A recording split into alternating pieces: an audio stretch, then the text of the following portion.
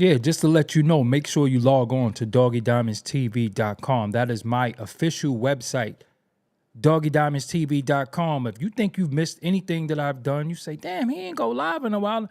It's right on the website. Everything is there. Also, you can hear the audio right on doggydiamondstv.com. Listen, man, and if you haven't heard about my $100 promo deal, let me give you some details really quick. You can use this. I'm telling you, you can utilize this. First and foremost, the promotion will be done on Doggie Diamonds TV and the Interlude TV. That's the Insta stories, the YouTube community, the threads, the Facebook, the Twitter accounts. I can promote whatever you need. But as a reminder, this is for serious inquiries only.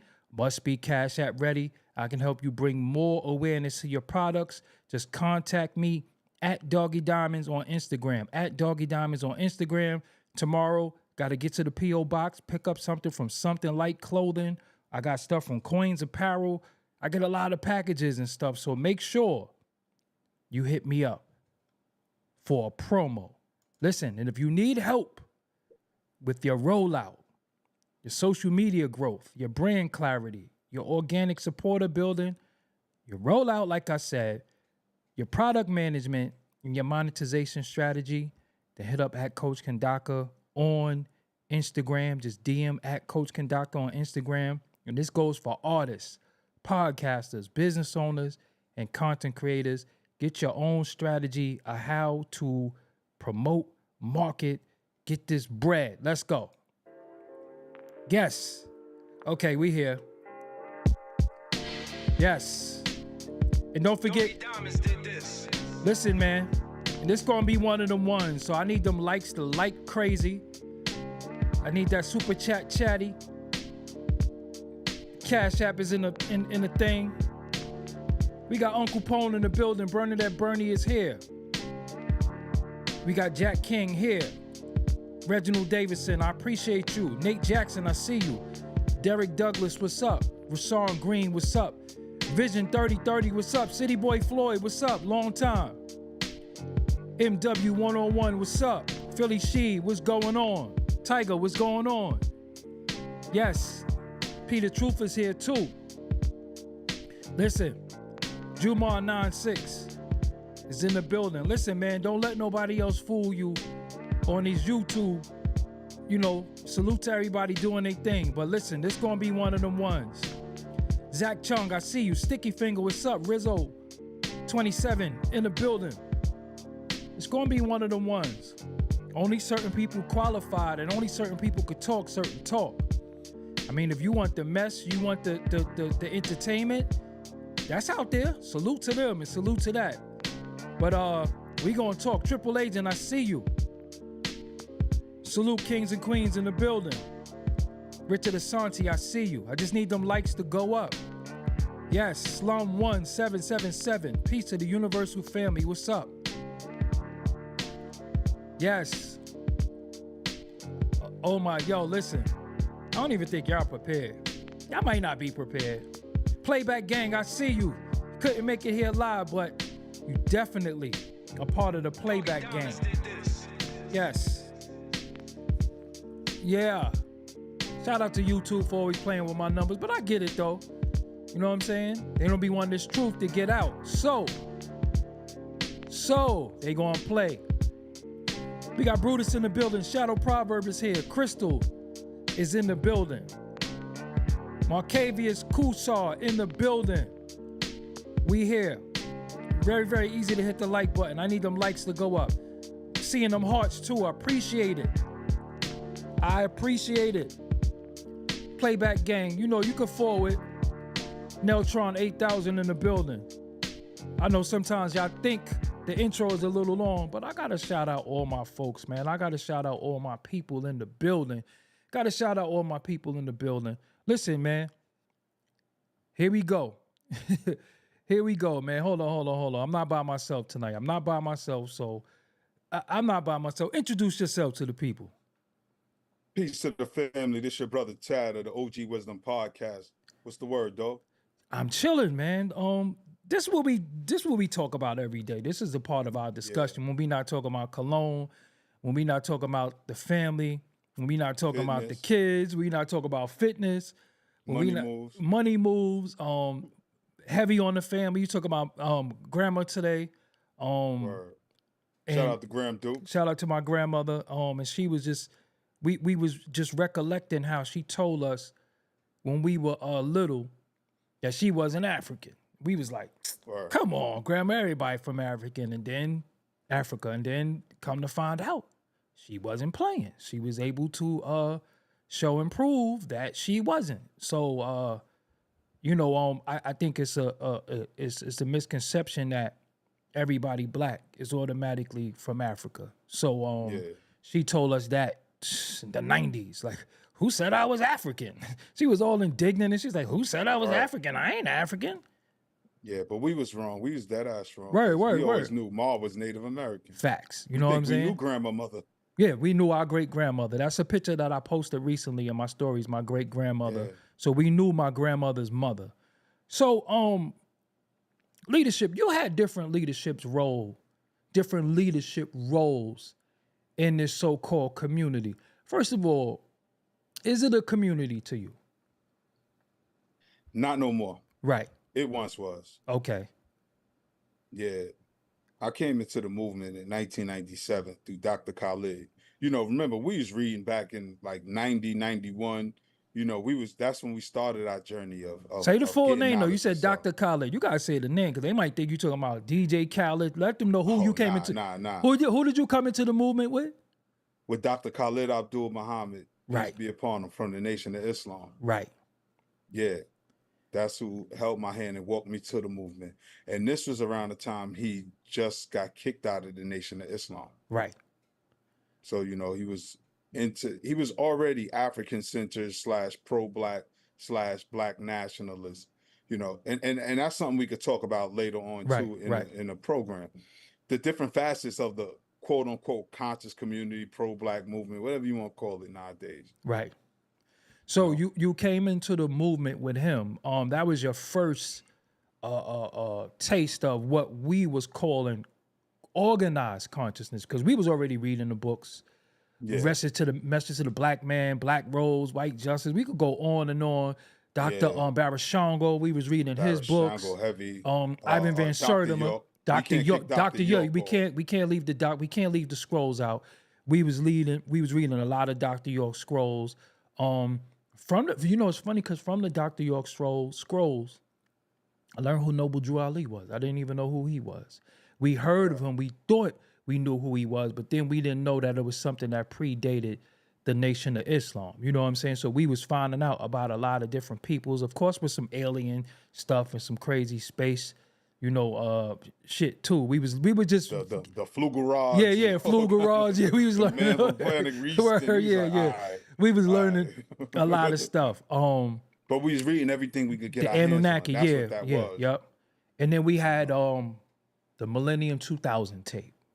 Yeah, the Millennium 2000 tape. That blew our mind. Yep. So then we started learning about the NWO. The Illuminati, the World Order, yes. Trilateral Commission, and all of that. Right. Because we never even heard those terms before. Right. And then from there, the Dr. York books was reaffirming what we saw in that tape. Because we saw the tape first. And then we got the books and we started seeing all of this stuff and we started learning about different things that was going on. Shout out to my homie Kadar too from Philly. He just sent me the Holy Tablets about a month ago. Dead serious. The Dr. York book, the Holy Tablets. Haven't seen that in a minute. Exactly. It was a big green book. Global 2000. Yes, symbol. That was the name of the book. Global 2000. That was the name of the thing. So, but then you also got the New World Order book. You got different books that we just Illuminati became 666. Yes, right. We was reading that, and then you reading everything. And then you met a rapper. Tell them about the rapper you met at the bookstore. Which bookstore? That I got my book from? Exactly. Oh yeah. This was back. So it was funny, right, family, and in the audience. I had a book before called Mind Control in the United States. I think it's by James Sutton or something like that. And it's a hard to find book. I was looking at Grand Army Plaza, all these places. I had 2 copies. And when you get the information, you be excited to give it to other people.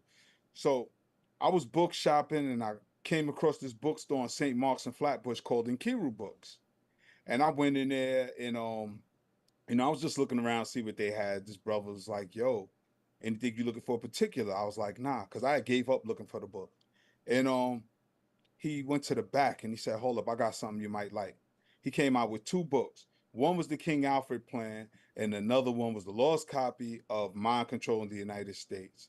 And I gave that brother a dap and a hug, told him, "You don't know how long I've been looking for this book." It had been years at this time. I think this was like 96, 97, maybe even 98. Mm-hmm. It was in the late 90s when I got this book. But this dude that sold me the book later on ended up being Talib Kweli, Right. which was so crazy, Right. you Right. know. But him and Mos Def had a bookstore called Inkiru. And in fact, it's still on the shelf behind me, still with the stick on it, still says Inkiru Books with the original phone number on it and all that, Yeah, you know. because when Black Star came out, you was like, yo, that's who sold me the books. That's who had the bookstore. Right, right. Right. Right. We had Behold the Pale Horse. Definitely. I'm on like my third copy because I Right, still right, got right. that book. Maya got my copy, but she wanna act like she told somebody I never gave it to her. But whatever. You know Maya Shout out got to my Maya. copy because when you called the crib, you was in the pokey. You was like, who with Yeah. you? I'm like, I'm in the crib with Maya. I gave her my book, but that's a whole nother story. And that's funny because I gave somebody in the can my book. Right, He was right. going to court and say, "Yo, bro, can I get a book to read?" Gave him mine. I gave him Behold the Pale Horse by William Cooper. But fortunate for him, unfortunate for me. Fortunate for him, he went home. Right, He went right, to court and got released. Unfortunate for me because he left with my book. right. We It's all good. we also had The Black Holocaust by the war correspondent Jones. Del Jones, who also wrote Culture Bandits, right? But I'm gonna keep it real. I started coming online. I tried to find the old tweets. From like 2010, 2009. I started calling people culture vultures. I tried to find the tweets. I think I might have deleted it when I was getting this situation.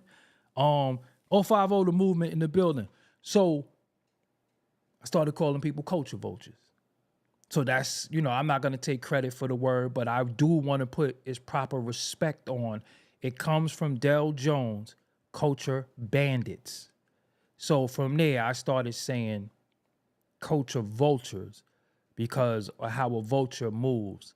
Also, the destruction of black civilization, Chancellor. Yeah, we read all that Chancellor too. Williams. Chancellor Shout Williams. out to 050. Shout out to King Simon and Right, King SMD. Simon in the building. Also, another book, Medical Apartheid. We read that too. Yeah. Medical Harriet Apartheid. Washington. Yup, Medical Apartheid. Like we read a lot of books. This is where we come from, book reading. But Dr. Khalil Gibran Muhammad book. What's his book? The Condemnation of Blackness. That's Elijah Muhammad's great grandson and was also the director of the Schomburg Research and Culture Center up in Harlem. and another He wrote the book, book, The Condemnation of Blackness. The New Jim Crow, Michelle Alexander. Akil's book, for niggas the Negroes the Guard, Gods, one 1 and and 2, 2. Yeah, and yep. Black Woman, Mother Civilization. Right. And then Black, we and then we've been on it. another book that was my favorite book was Nathan McCall, Make Me Wanna Holler. Right. Nathan McCall, Make Me Wanna Holler. Yup. Yo, Black Dot's book is now one of my favorites. Black Dot. And then I always keep the books handy because when I'm sitting here, we got Malcolm, his son, Urban Excellence. Okay. I'm gonna have to cop that. Yeah, he got this book, and then we got Dr. Wesley Muhammad book, and I got Nuri Muhammad book somewhere as well. I didn't read Dr. Wesley's Yep. joint. Understanding the Assault on Black Manhood and Black Masculinity by Dr. Wesley Muhammad. Shout out to the Irritated Genie. Yes, who yes. really brought it to the forefront. Him, Baba Baruti. Baba Baruti. Yes. You know what I'm saying? Who I got him. Definitely Dr. Francis Cress Wilson. Who Baba Baruti is actually Dr. on this Neely channel. Jr. Baba Baruti is actually on this channel, and he was saying they're trying to turn black men into European women. That's on this channel. Said little girls. Word, that's on this turn channel. Little white girls. They're not just making them gay, turning them into little white girls. And I did that interview 10 years ago. So, reason why we want to take you back is because a lot of times we go back and we stay back, but we was preparing for today, right? We was preparing then for today. Now, to give y'all a brief history for who those don't know, we come from being sociopaths. You know what I'm saying? We just talking about that earlier. Come from the thing in Brooklyn when we grew up. It was about catching wreck, right? It was about, and it was senseless. It ain't have nothing to, it was for no reason. But that was our pastime. That was boredom, our pastime, and that's just what we did. We went outside and we oppressed our own people initially. We learned a little bit later that, got to get the other dudes. But we come from that. We come from being sociopaths when we was little. I probably was like 3. You probably was like 5 going on 6. They put boxing gloves on us. They made us fight. So we already came from knowing how to throw our hands and fight. You always got gloves for your birthday. That's what I'm saying. Yeah, exactly. Gloves, holidays, we got boxing gloves. That's what I'm saying. So we come from that. We come from, yo, what you looking at? Yo, why you bump my cousin? We come from that. We come from sure fire ignorance, just stupidity, and we knew better. So I'm saying all that to say to the little dudes and the young dudes, even y'all out there who got little youth in your family, you'll say they know better. But sometimes, just because you don't know better, just because you know better, that don't mean you do better. Sometimes you know better, but boredom, a little bit of, I wouldn't say peer pressure, because we had our own peer group right in the crib, me, you, and Soup. Then when Poe come over, then when Symbol come over, we just had a lot of, we didn't have no outsiders to pressure us. It was just us being boys. You know what I'm saying? We had this male bravado, this energy, and we didn't play with dolls. Yeah, we didn't play with dolls. We didn't get, none of us had Jerry curls, none of that. Right. You know what I'm saying? Like we didn't have beat it jackets and none of that stuff. You know what I'm saying? We wanted a beat it jacket, though I ain't gonna front. You know what I'm saying? But we grew up with boxing gloves, karate movies, just like a lot of y'all did. The difference was in Brooklyn at this time, it was up every day outside. Tad couldn't go to the store without fighting. See, y'all look at Tad now, his face cleared up. Tad used to have 1 million scratches on his face when he was little. Tad used to have to put cocoa butter on his face every day. You remember that? You had to put cocoa butter on his face because he used to have scratches all over his face and wounds and stuff. Yeah, just just whether it was in school, whether it was Young Minds daycare, whether it was the park, outside, it just is what it was, and that's what it is. Then it became a particular time, like I told you, we started reading a little bit more. We started realizing what brotherhood really was, and that we had each other as immediate family, because I want y'all to know, with our immediate family, we didn't need no outsiders. And we was already 7, 8 deep. You get what I'm saying? We didn't need nobody else. We already had immediate family right in our building, right in our crib, with my older brother and my older step cousin, Alfredo. We was already deep, right? Okay. What did you say? How do you help an adult sibling who know better but don't do better? They gotta help themselves.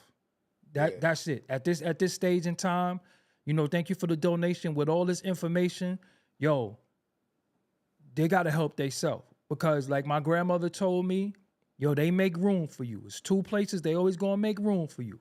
The morgue and jail. It ain't never too crowded. So Dog, sometimes it's just having an honest conversation with people. Right. I think what it is, with a lot of our folks, is they don't have the knowledge and information that's necessary, the tools to equip them to learn how to have the hard conversations with people. And really, it got to come from a place of love. You know what I mean? Right. Talk about people. What do you want for your life? What Mel used to always say, when you just going to stop? When you going to stop? Just stop. And my brother used to always say, you got to figure it out. Got to figure it out. God bless him. Yo, no matter what it is, yo, you got to figure it out. Because at the end of the day, you got to figure it out. I mean, life. It's going to be, everything going to go on. You got to figure out where you fit in. And when you have a sibling, because I'm not going to act like we have it all figured out. We have some siblings that ain't right and exact, But when you lead with love and you show them all you can from a loving standpoint, from a non-judgmental standpoint, sometimes, like somebody said in the chat, Tam said it right. Sometimes you be enabling people. You know what I'm saying? So I don't know if I'm helping you or I'm enabling you. You know what I'm saying? So And that's where the hard conversation. that's where the honest conversation come in, the hard, honest conversation. And if the person doesn't want to change, they're gonna run. They're going to run. They're gonna run. They're gonna run to where they could get comfort at, and people gonna tolerate the BS from them. You know what I'm saying? Because one thing about me and Tad, we zero tolerance, but got a lot of tolerance, got a lot of patience. But that patience run thin, and then once it's up, it's up. There's nothing I could really do for you because, you know, I always got a saying to y'all, sometimes I don't know if I reach my hand out, if I'm going to pull you up or you going to pull me down. I could throw you a life preserver, but I ain't getting in that water with you. You know what I'm saying? Because a person drowning, they panic. They drown you. You know what I'm saying? That's why them lifeguards take the little floating device. Exactly. Like, grab that. Don't grab me. Exactly. So it was a particular time also that we was dealing with and going to a lot of the conscious events, a lot of lectures. King Simon Productions, always a lot of lectures, Nicholas, books. We got to shout out Nicholas, even when it was downtown. Now it's Alhambra. Yep. Nicholas is by the Restoration now, but when it was downtown. Yeah, when it's downtown. Shout out to Monique Nicholas. National Black Theater. Alhambra Ballroom. We never got to do the Slave Theater. We was just too young for that. Word. But we saw it. The Elks Club was there. They used to have stuff in the Elks Club. When they moved to Atlantic. Yeah. Atlantic was the last days. What was Automatics place? What was it called? The United African Movement. We was there. We was there too. We was there too.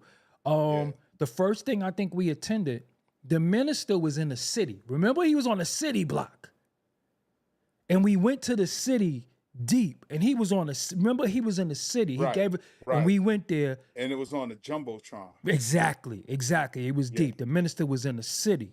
And that was like the first time. We also went to 10-10-15. We attended that. Shout out to Irritated Genie. We went. We met him.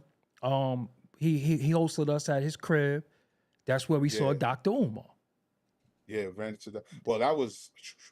I had already knew Dr. Umar by then, you know. But I said we just ran into him. We just ran into him. And him and Genie dapped. You know what I'm saying? And if you don't know who the Irritated Genie is, please look him up. You know what I'm saying? Yeah, the Irritated Genie is Southeast. Yeah, blow your mind. You know what I'm saying? Yeah. So we started seeing different things, and then we started seeing personalities because we didn't know personalities at first. We just knew information. You know, we did have people who had if their personality was better. Sister Keisha said this on OG Wisdom the other day. Some people have good oral skills. You know, some people are good orators. We have people who might not been good talkers, but their information was great. You know what I'm saying? Like the brother, why is his name eluding me?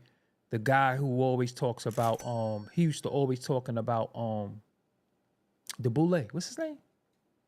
Steve Coakley. Steve Coakley. You know, rest in peace, Steve Coakley. Rest in peace, Steve Coakley. He wasn't the greatest talker as far as charismatic, but the information was on point. Whoa. His information. If you don't know who Steve Coakley is, he's the one who uncovered Jesse Jackson's hand in Dr. King's assassination. Yeah. Look up Steve Coakley. So it was a time where we didn't have leaders in the sense of we knew them. We just knew the work, right? We knew the work. We didn't know he wasn't famous. He didn't have no chain. He didn't have no outfit. He wasn't known for nothing. He was just known for that information. Steve Coakley is top of the line researcher. You know what I'm saying? Yeah. Researcher, show and prove, receipts.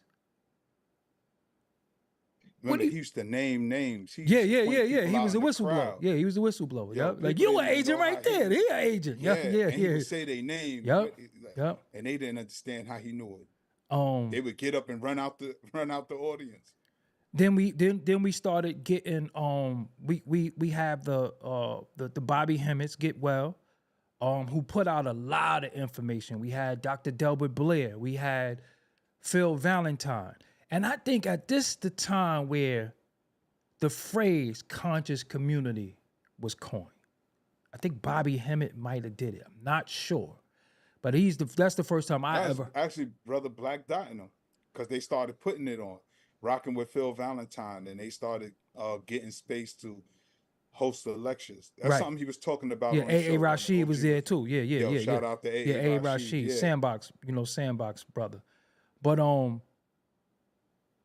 it became a personality thing. Yeah. And I think that's when the leadership started to falter. So when you seen this thing of ours that you was a part of, still a part of,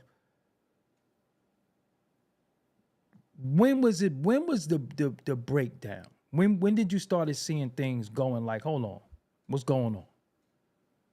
All right, let me give the people a little background. Like I said, I came into the movement in '97 with Dr. Khalid Abdul Muhammad.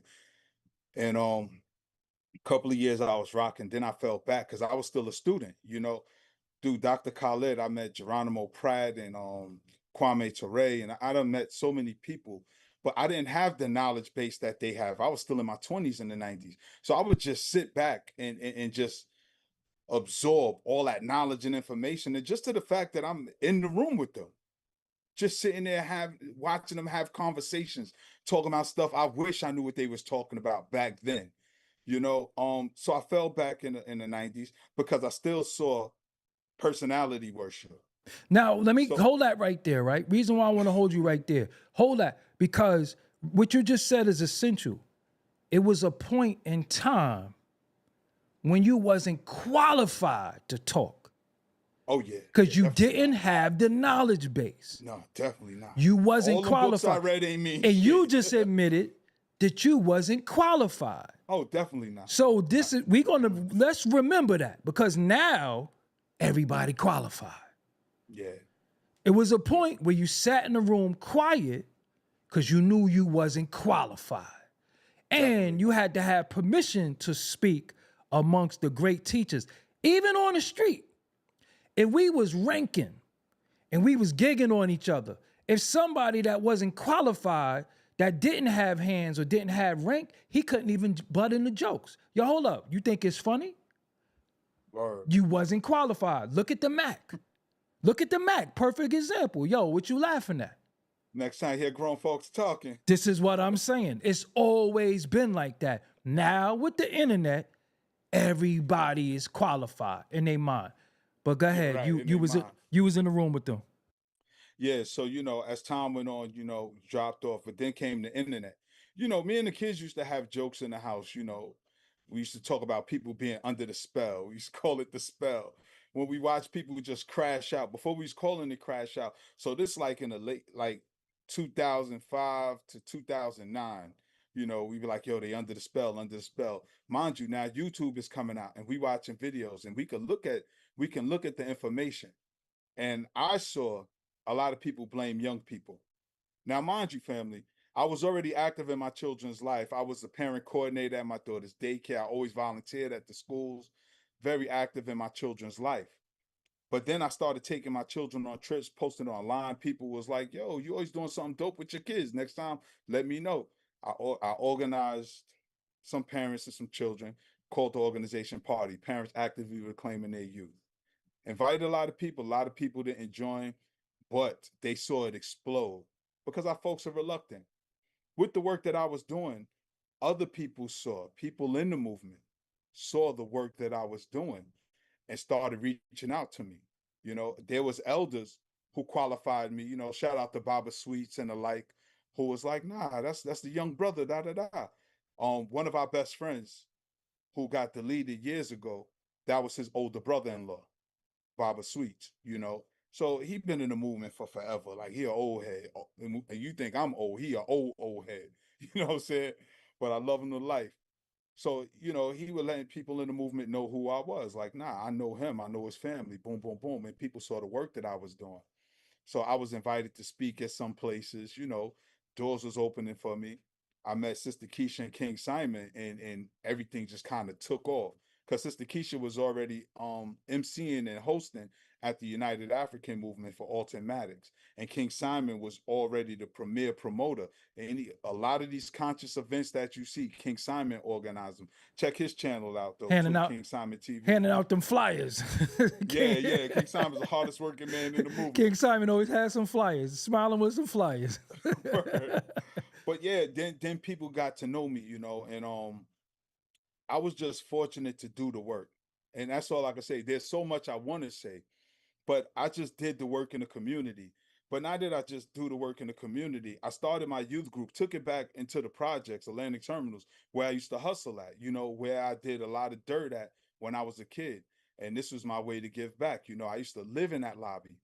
And real rap, Red Hot Lover Tone from Trackmasters used to live in that building too. So some nights he see me in the lobby. I'm like, yo, what you doing?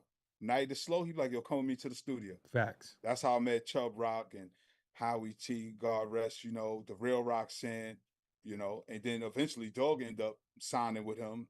I don't know if you ever told the people that, No, I that's didn't. Yeah, I didn't. Yeah. but yeah, so I knew people in the music industry, but then I was already a street dude. Like my rep in the street was solidified, and this ain't nothing to brag or boast about, because that and 290 will get me on the train. So nobody really cares how tough nobody is. Right, right, right. But my rep was solidified back then. It wasn't no question and there wasn't no doubt. I was good in Park Hill, wherever I went. Shout out to my Park Hill family out there, everywhere in Boom, Bed-Stuy. boom. Yeah, shout out to my Boomer Lounging Low. I was everywhere. But when I came into the movement, folks knew me. Folks knew people that knew me, and they was like, "Nah, son is sincere. It's a sincere dude. He real deal." But I was always children centered. Everything I did was centered around young people, man. I wanted to give the young people the knowledge and save them from all the pain I've been through. Like like I tell people, you don't play this game and not get touched. I've been shot, Doggy been stabbed. I don't know too Soup many been dudes shot, in our Blacko been family. shot, Juicy is Like, no longer here, Half is no yeah, longer here. it's too Simbo many been names. stabbed. Simbo been stabbed. Our cousin Simbo been stabbed. Yeah, His brother Justin got SCP-97 been stabbed. stabbed. Our other cousin got stabbed. Like nobody's in Yeah, this game and don't get touched. I don't care who you are. It's like football. It's a full contact sport. You know what I mean?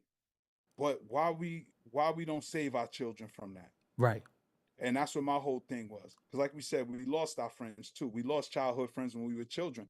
So I said, yo, how could we prevent this pain going on to the next generation? And that's when I just decided to tell the children about the traps and pitfalls that exist before our children were even born. Nobody tell you as a little black boy, there's people out here who don't like you and want to see you gone, who don't even know you. Nobody told us that. right, So I right, was honest with young people, like, yo, there's people who want you dead, don't even know you. right. Then I tell them the story about George Stinney, down in South Carolina, one of the youngest people to be electrocuted back in, I think it was the 1940s. I'm not sure the year. Talked about Emmett Till, talked about Yusef Hawkins. We talked about crack being dropped in Gavin our Cato, community. Gavin Cato, Angela Cato. We told them about what happens. Eleanor But then Bumpers. Yeah, because I remember being little when all of that took But place.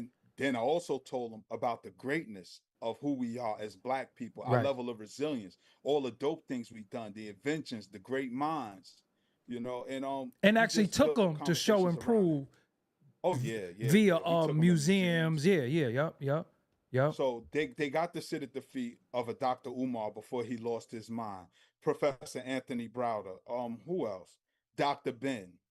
Who else? Who else did the kids meet? I mean, so many people. You took But them to it's Harriet Tubman crib too.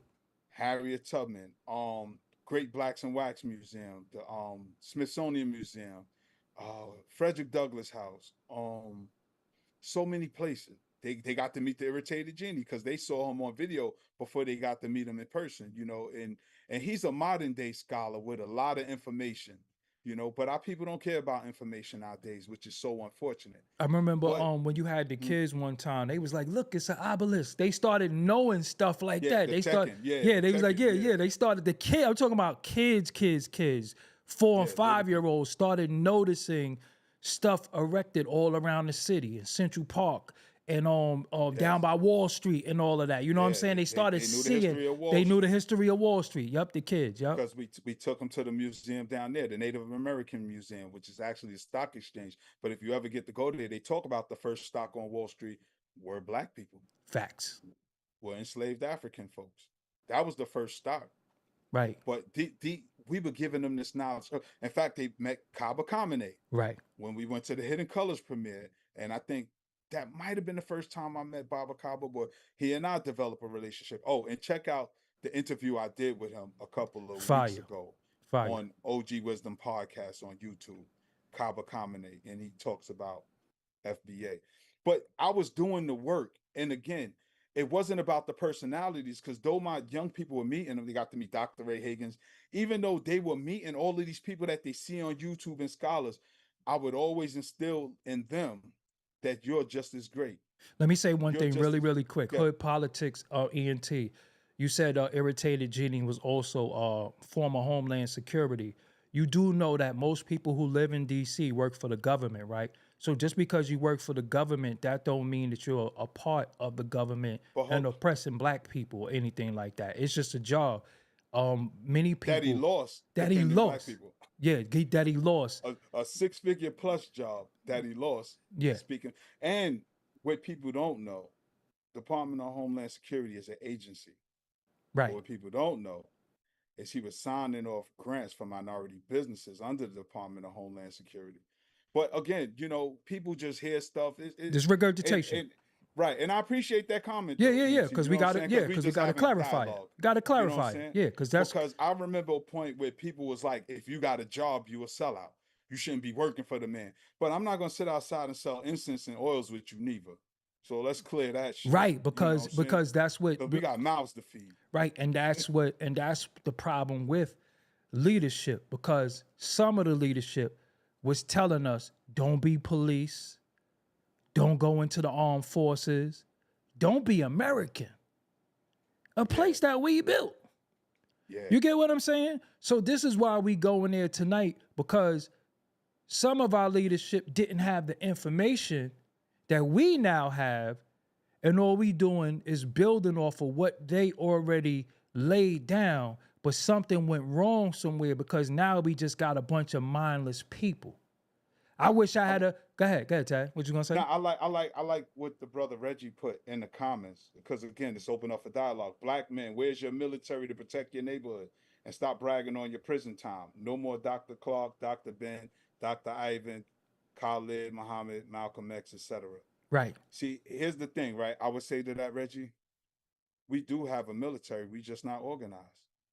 You all these young dudes with switches. Remember, the young dudes with switches in the 60s were called the Black Panther Party for self-defense. Facts.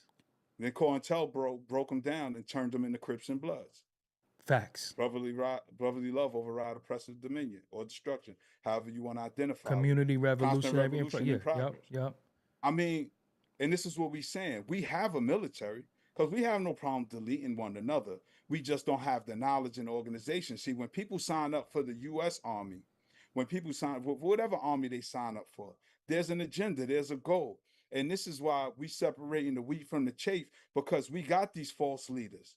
I watch, and again, in this vein, talking about leadership, I watch dudes grab the mic and encourage people to go out there and delete people, do something that they wouldn't do. Facts. And see, where I'm from in the streets, if you're going to do it, you're not going to talk about it. And if you're talking about it, because you ain't going to do it. Because if you're talking about it and you do it, you done indicted yourself. So don't say nobody snitched on you. Because the real ones ain't going to tell nobody what they going to do. It's just going to get done and everybody going to wonder what happened. Facts. Like, oh man, it's another unsolved one. But again, I'm a little older, so I move different. I'm from a different cloth, a different time that no longer exists. Because everybody wants to be on camera. Everybody wants to be known. Look how many young people crash out. So it's not we don't have a military, they're just not organized. And even when we do organize, we got snakes and rats within the movement. And that's everything. Whether you on the block, whether you in politics, whether you in corporate, you always got those you can't trust. So we got to have a vetting process in place that we could start, you know what I mean, dismissing dudes who just ain't right. We And got to that's get why, back in tune with our spirit. Go and ahead, bro. that's why a lot of times I speak on discipline. That comes from discipline. See, when you Yeah. discipline, you know it's time to move. We got to move a certain way. That means no liquor, no reefer, no women, no A sober distractions. mind. We got And this is the I used to goal. be a chimney. I Yeah, used to smoke like that's a what I'm chimney. saying. I was Mr. I used to Bacon drink Bake. more than the fish. You know what I'm saying? Yeah. I ain't drink since 2002. You get what I'm saying? So again, we do have everything that we need, but the issue is poor leadership. Yeah. Poor leadership, poor organizations, and poor lack of purpose. Yeah. Because if you got up today and your whole goal is to get high, get drunk, get boxed, or oppress somebody, you really don't serve no purpose. And that's what they call useless eaters. Exactly. That's the people why they trying to eradicate. That's why Bill Gates could be in powerful positions and just dictate to the world that we take this serum that's supposed to cure us, you know, back in 2020, take the jab. But we know Bill Gates' whole agenda is world depopulation. Facts. We know this. How do you depopulate the world? As Doug said, he called us useless eaters. But because people didn't have the knowledge and the discipline, people were so bent on fear, folks ran out. Remember, we were insulted by de Blasio. We're like, yo, go get the jab and I'll give you a free burger. But let me give you one deeper. You was disheartening when you seen some of the elders in the movement telling you that they took it and that you should take it. Yeah. Everybody was acting like I was bugging because I wasn't doing it. Right. They was like, well, what about your job? Yo, I only go to work for money. Right. I'll be honest with you. I do my job. But as soon as I heard they was hiring, I'm like, well, how much it pay? All right, that's worth my time. I'll sign up. But if that doesn't work out, if I'm going to jeopardize my health, I go get some money somewhere else. Right. Because I left the streets alone a long time ago. You know what I mean? I've been in the can. I look 25 down the barrel. Right. You know what I'm saying? But I'm one of them dudes who take everything to try. Right. Take it to trial. I'm gonna roll the dice and take my chances. You get me, you get me. You don't, you don't. I'm a fighter in all senses, not just physical, but I'm a fight mentally too, as well as spiritual. And I realize a lot of things we dealing with is a spiritual fight, but the first spiritual fight you got to deal with is that demon that exists in you. Itself, The demon that's fighting against your God consciousness. Because many of us as black men are God by nature. Right. Whether we acknowledge the nation of gods and earths or not, it's not just because they promote it, but this is a scientific fact. Right. And we have the power. This is why we couldn't be deleted. No matter how hard the powers that be tried to get rid of us, they couldn't because of who we are. Right. But we have to tap back into that. But they planted the seed of fear into us. And we started subscribing to the bullshit. And fear is an acronym for false evidence appearing real. Or fuck everything and run, or face everything and recover. That's it.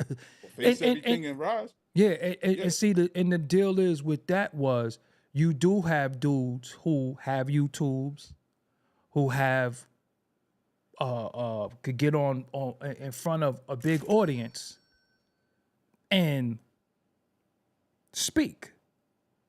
Now, when you follow them, God family, indeed, yep. They started finding ways to become rich off of fame first, box, and then getting money. And then they found a way, because fame, think about it, we always been fame. You always been Frog's son. Your father was famous. Yeah, your father was famous in the hood. My father was famous. Our cousin in the chat, his father, Uncle Sticks, was famous. You know what I'm saying? Our fathers was somebody in our neighborhood. We was their kids. So we always had fame. Our grandmother lived in the same building for over 50 years on the same block. So we always had fame. So coming to the internet didn't really mean anything to us because we already was somebody. So I'm seeing how this is turning people out because they're getting fame, they're getting notoriety, they're getting followers, they're getting subscribers. And some of us have already ran away from the cameras, didn't even want to be on the cameras, didn't even want to do this, but we was watching people do it. And we like, nah, they not doing it right. That's not how it go. Let me tell you how this go from the work that was done. You get what I'm saying? And the work that we doing. So now you got dudes who got big channels and got big platforms, and they give you nothing. They give you nothing, but they help you operate on a low frequency because that's what they think you want. But you got to understand too that they on the take from them, because look at the title that I put. Where did our leadership go wrong? What now? Featuring Brother Tab. We got 200 people in the room. I got 285,000 subscribers. We got 200 people. But if I had to name, tonight we going in on this person, this, that, everybody gonna show up. So now we have to ask the question, is it the leaders or is it the people? Because the people ain't showing up. That's why I always ask, who's wrong, the clown or the audience? The clown gonna be a clown. But the clown need an audience to be a clown. Why does the clown always have audience? But dog, the crazy part is when people talk about the Masons and secret societies, this is why. Because when you drop jewels, you give people information, they don't value it. Right. Look at what a lot of these charlatans did. You give them a little information, they try to repackage it, put their stamp on the dope and put it on the block, and it's trash. Right. You give them a little bit of knowledge, they running out like it's theirs. A lot of these people acting like they're scholars and these are their original ideas and thoughts, and it's not. I remember you asked me a long time ago, would I debate dudes? And I was like, no, because all they be doing is debating the books I read. Right. Because my personal experience ain't up for debate. Right. I've been through some things. I seen babies born, I seen brothers die, and everything in between. So what can a dude who just came outside tell me? What can a dude who get all his information off the internet tell me? You don't have no real life experience. You read a book, regurgitate it, and you think you know it all. And I was almost one of them dudes because I read all them books. I done did the work. I done read the books. I done sat at the teacher's feet. I done organized the children. I done worked with community organizations. I done been back and forth to Africa, sponsored a school in Africa, back to school drives in Africa. I done did it all. Done developed myself, read more books, got certifications, life coach certification, personal trainer certification, so many certifications in different fields, different skill levels. That was a hard ass test to take too. Yeah, that National Academy of Sports Medicine ain't no joke. But then, not only that, but I applied the encouragement I gave to people, I gave to myself, because some people may not know me and Dog both were overweight at one time. Facts. Dog lost over 100 pounds. I lost close to 100 pounds. 120 to be exact for me. Yeah, I lost between 80 and 100 pounds, And not only did I lose weight, but I done ran marathons. I completed at least 4 marathons, over 20 half marathons, like bike marathons. Which is 40 miles. Like, so when we talk about health and fitness and all these things, we not just talking to talk. We telling you from something that we did. We're not going to encourage you to do something that we haven't done. But those are the qualities of a real leader. Don't just point people in the direction, but get out in front of it. Stick your head out. Put your life on the line if it's dangerous. I would never give nobody advice that I wouldn't give to myself or haven't done myself. If you think you're a leader. If you think you're a leader, you got the biggest thing of leadership is leading by example. Right. That's the biggest thing of leadership. That's the big of leadership. Let me ask you something too, because this is something that we face. This is something that we see. Because I seen somebody in the chat. I'm gonna chill. I ain't gonna do nobody dusty. I was trying to read the chats, but stay focused. Yeah, I ain't gonna do nobody dusty. How do you feel when people say, Tad, you really a Moor? Tad, you a Hebrew? Tad, your original language is Arabic. How you feel when people tell you that? They don't know what they're talking about. I'm not a Moor. Right. I'm not a Hebrew. I'm Tad. I'm from Brooklyn. I'm from Fulton Street.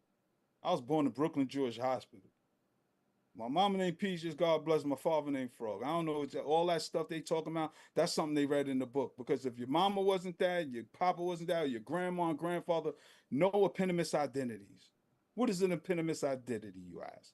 Eponymous identity is when you create your identity named after someone or something. So let's take, and it's no stab on nobody. We're not even doing that. I'm not here for that. But I'm here to agitate thought.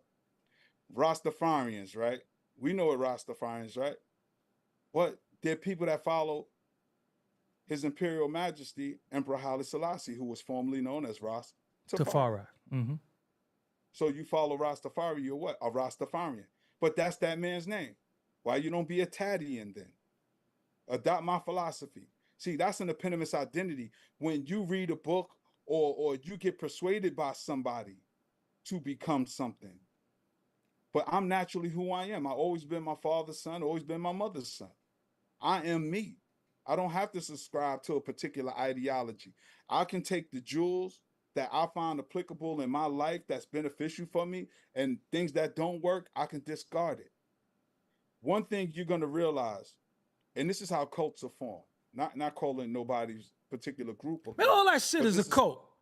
But this is how Oh, cults no, are formed. all is a cult because, listen, no, because we not going to play.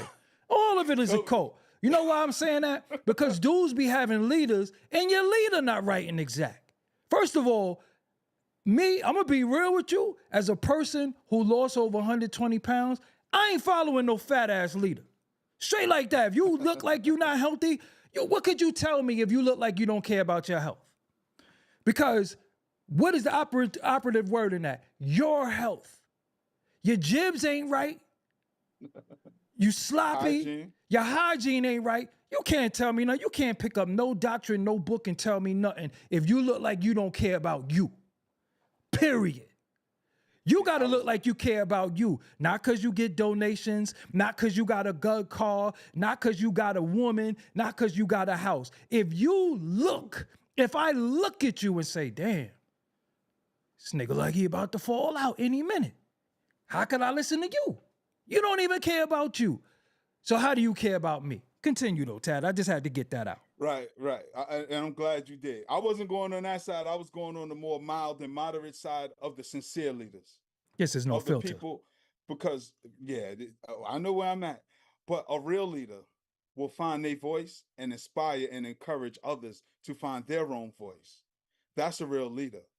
A real leader will develop a particular set of skills and develop more leaders around them. Say, look, I'm not your leader per se. I'm like, for me, even with Straight Black Pride, when I was in Straight Black Pride, the Northeast Regional Director, because I didn't want the title of leader.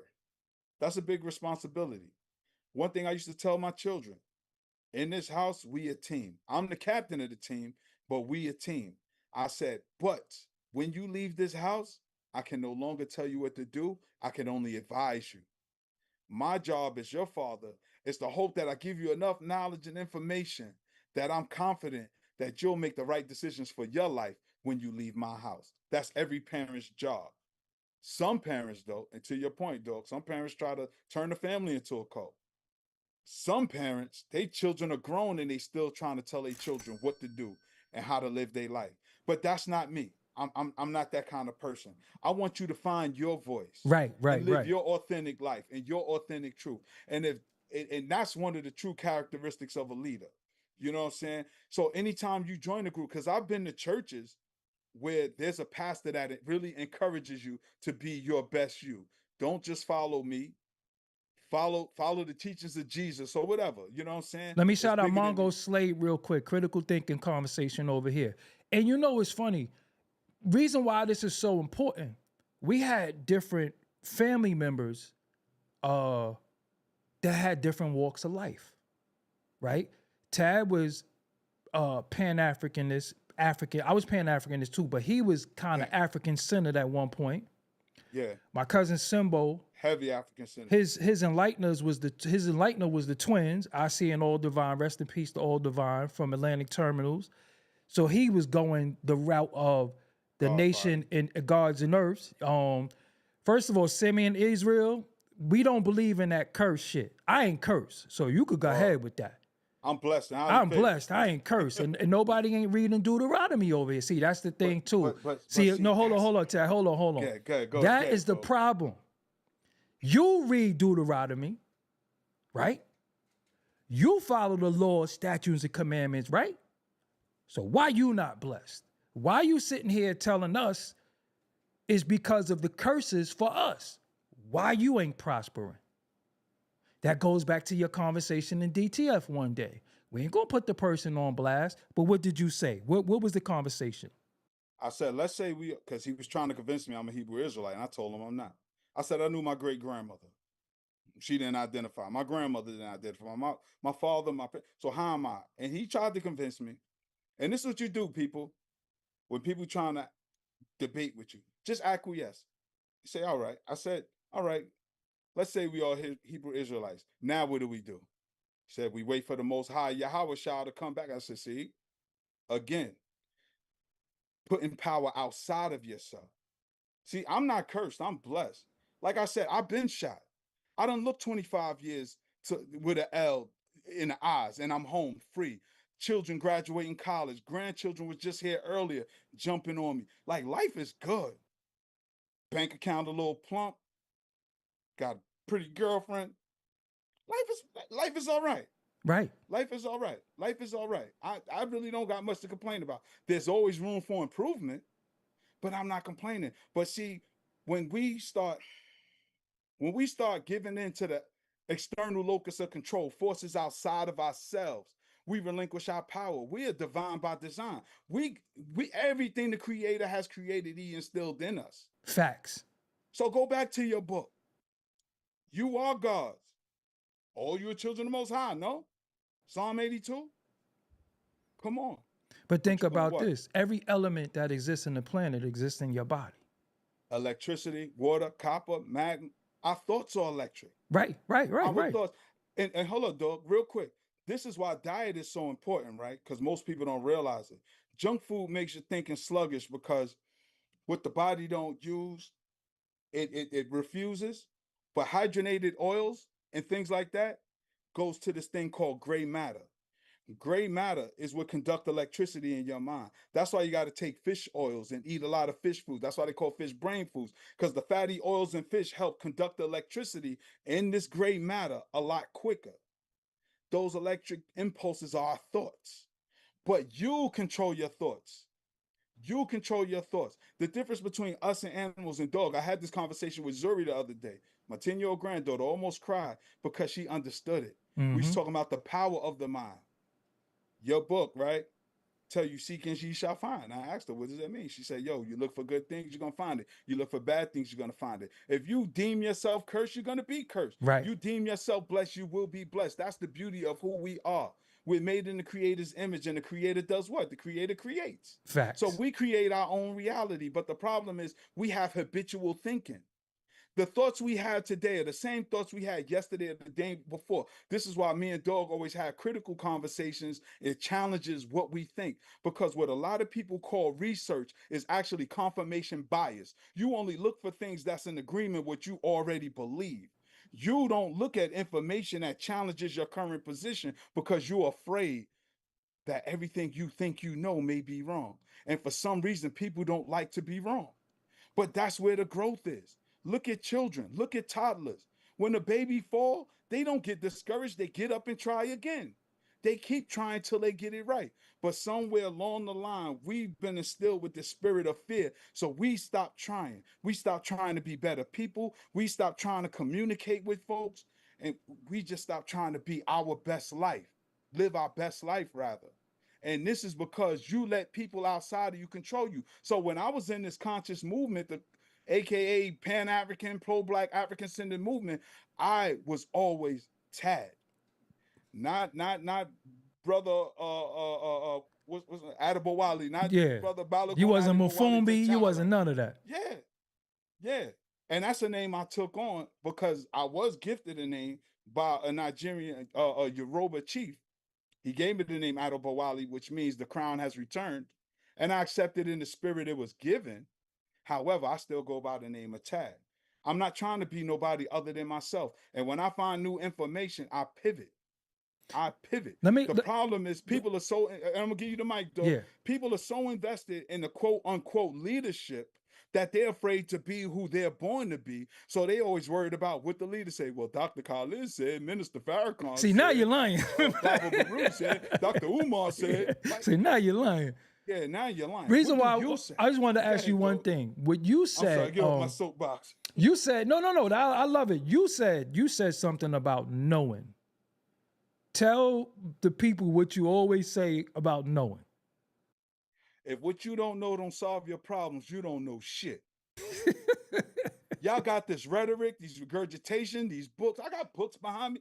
Man, I got the Quran, the Bible. I got Dr. York's book, The Mind. I got Baba Barudi's book. I got Dr. Clark's book, Dr. Ben's. I got books over here. I got some stuff over here. If what you know, what does it mean? Yeah, with what you know, do not change the situation. You don't know shit. So you stand out there, preach from the mountaintop. But if you can't feed your babies and take care of your family, the people you say you love so much, you don't know shit. Without grifting, without selling people stuff they don't need, because we got enough unks. We got enough unks. I got a Giammi on my wall right now, next on my African mask. I'm not fronting like I haven't been to the motherland 4 times, been to Ethiopia, Ghana. Like, I've been there. I've done the research, had prayers over me. And you know what? I believe in the power of prayer. I believe in positive energy. I accept things in the spirit that is given. Just like I recognize bad energy when it's around me. Like, I ain't fucking with them. Facts. People energy is off. I rock with vibration. That's how matter works. That's the difference between water and steam. It's the same molecular structure, but the vibration of the molecules. He could tell you since we was younger, I always had discernment of bad energy. I was like, nah, I don't like him. Wow, yo, there's something about him I don't like. Always been like that, you know? So again, y'all, we in a situation where if your leadership is not encouraging you to be the best the best you with the foundation of information to better yourself, if they want to be followed and you got to pay them, it's a problem. Yeah. It's a problem because if we dealing with community, it's called a community, right? If everybody is doing good in the community, you got the bread, you got the eggs, you got the pots. We all need it. But if I got everything, that's a dictatorship. And that's how cults are formed. When a person say, hey, give me money so I could do this for y'all, and they don't do it, and everybody believes that they don't have to hold a person accountable. Like what Tam said, yeah. Endless research and scholarship can be a crutch to stop one from taking accountability. Can we stay here, right? Go ahead. I'm gonna be quiet. Go ahead. Because that's what it is. It's everybody. Like, how many of these fucking books you gonna read before you take action? And that's just the point I was making when I met Dr. Khalid. I was already reading for 5, 6, 7 years when I met Dr. Khalid when I met Dr. Khalid in 97. I started with the Bible, truth be told. I started with the Bible, read it from front to back. Because I wanted to know, and maybe y'all could put this in the chat. Is the Bible a book of prophecies? Or is it a history book? Right. And that's a rhetorical question. Because if it's a history book, that means everything done happened already and we might as well move on.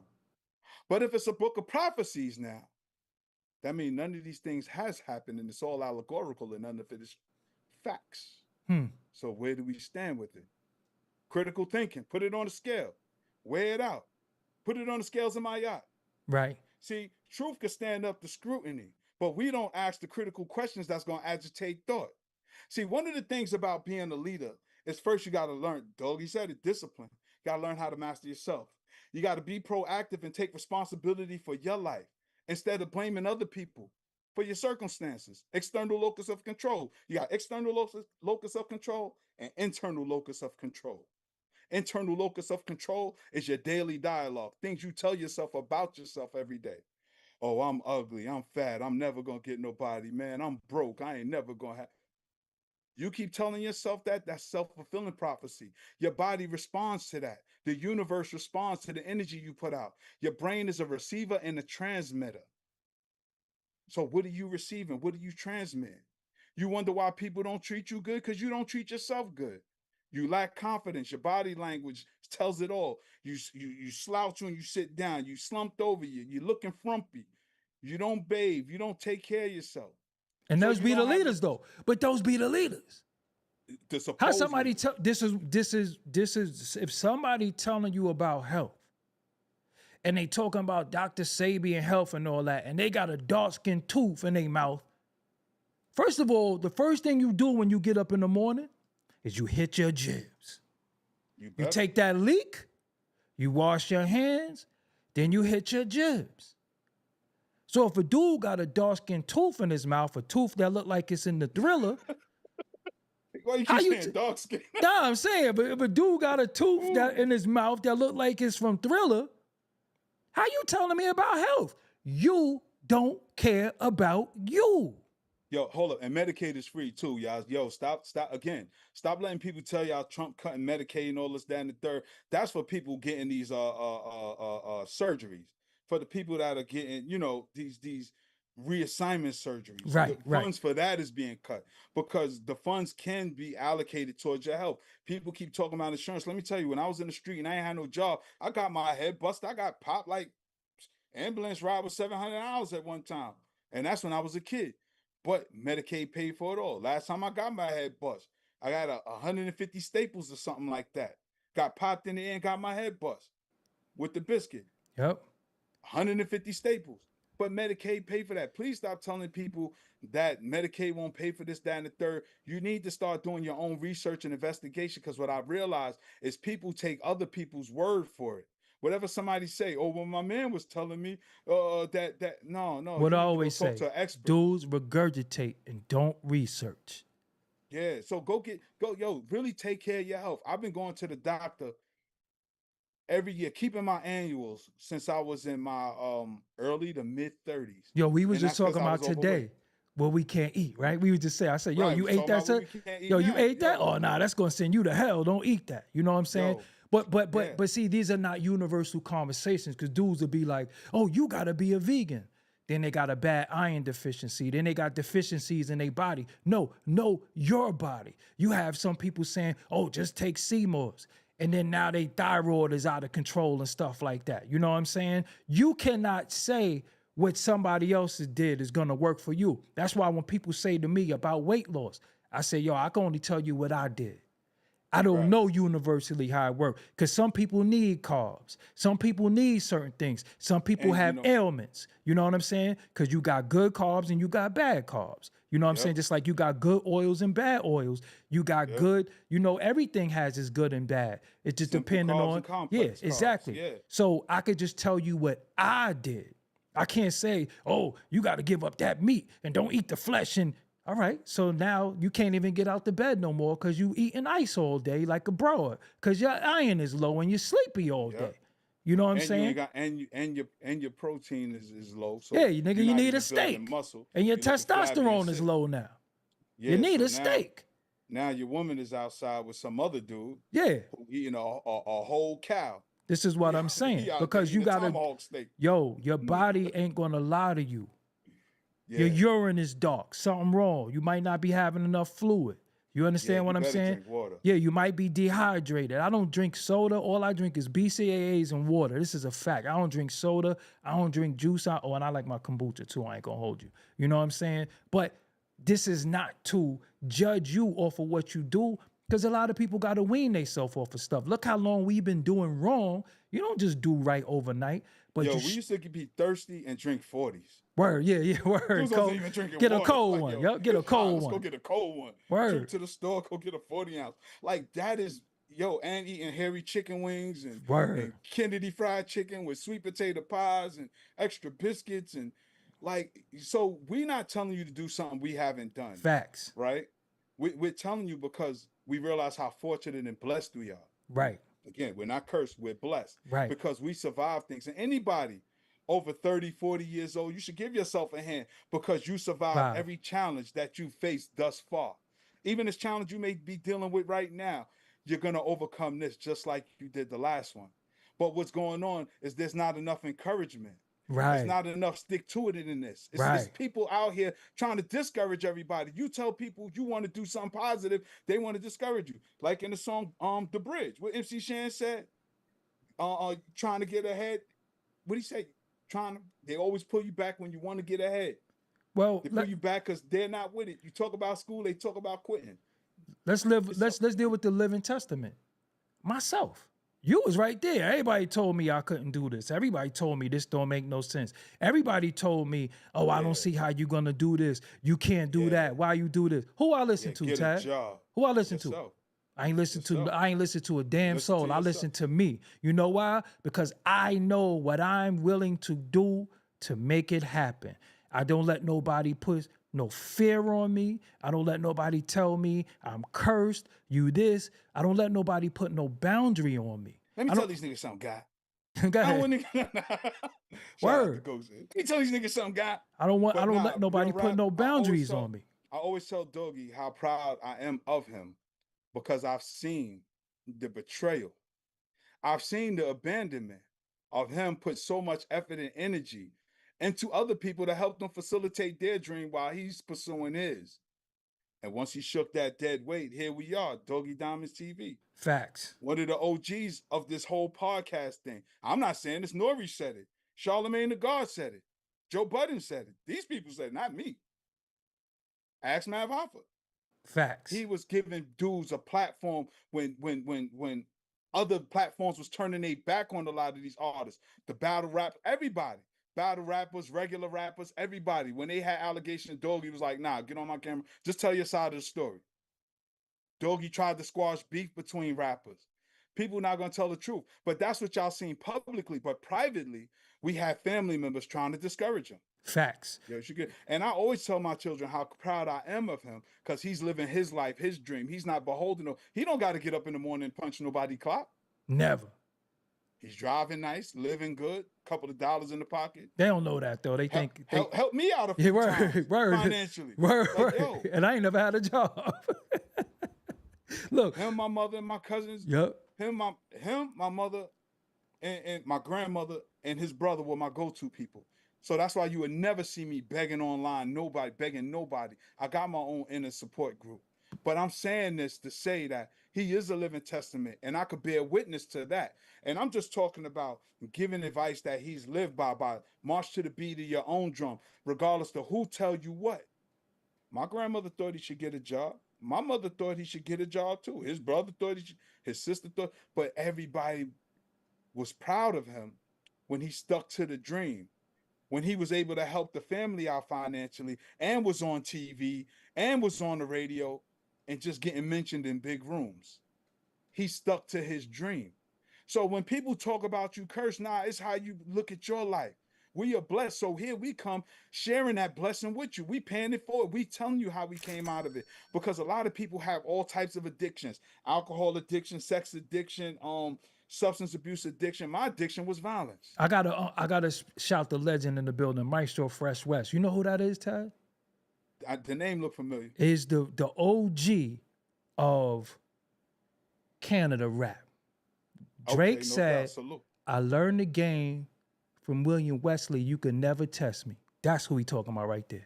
Okay. Yeah, the OG. That's what's up. Like J-Ron like to say, yo, he the Big Daddy Kane of Canada. Yo, shout out to J-Ron. Yeah, but this is what I mean. Yeah, shout out to J-Ron. So we don't got 200 people, but we got quality people in the room. Right. And that's where it matters.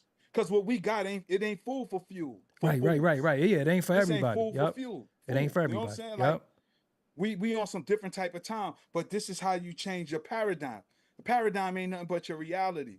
We wasn't born with silver spoons in our mouth. Doggie moms passed when we all was babies. I was 2. He told me he remember my mother. I don't.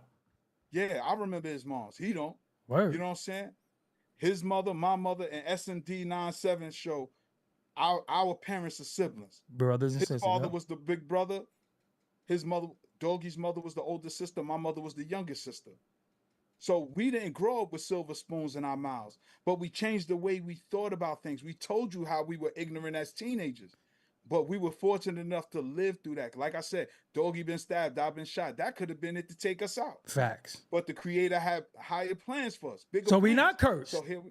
So we You're not cursed. I'm never been cursed. You can curse at me, but Right, you can't right. curse me. So 'Cause look. who God bless, let nobody curse. So look, what change came from ways and actions, discipline, and having community, family conversation.